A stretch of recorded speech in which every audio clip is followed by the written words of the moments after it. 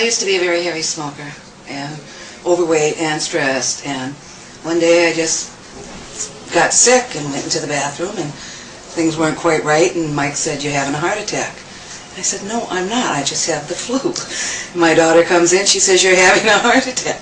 And I'm yelling at them and saying, "No, I just have the flu."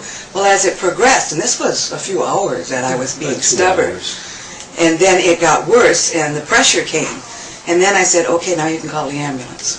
Not quite that nicely. But no, but by that time I was a few choice words maybe too. Okay. So then they rushed you here, and no, they took me to our local hospital. Okay.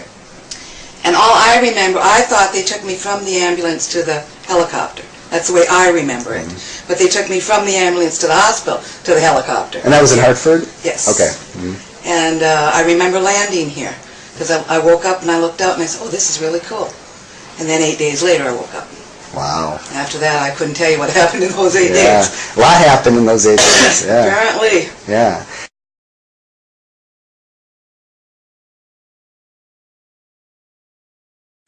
So we were one of the first programs in the United States doing heart transplants, and we've had a very good, successful program for many years.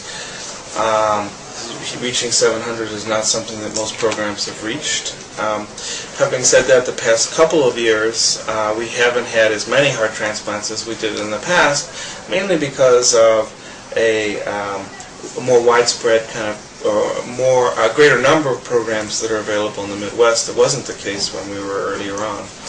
So what has changed dramatically is these kind of stories that you're just hearing, which was the growth of our VAD program and saving people who in the past were not going to survive to get to the heart transplant, now have opportunities to survive to get to that heart transplant, which has also allowed us, for instance, 2 years ago we did 14 heart transplants, last year we did 45.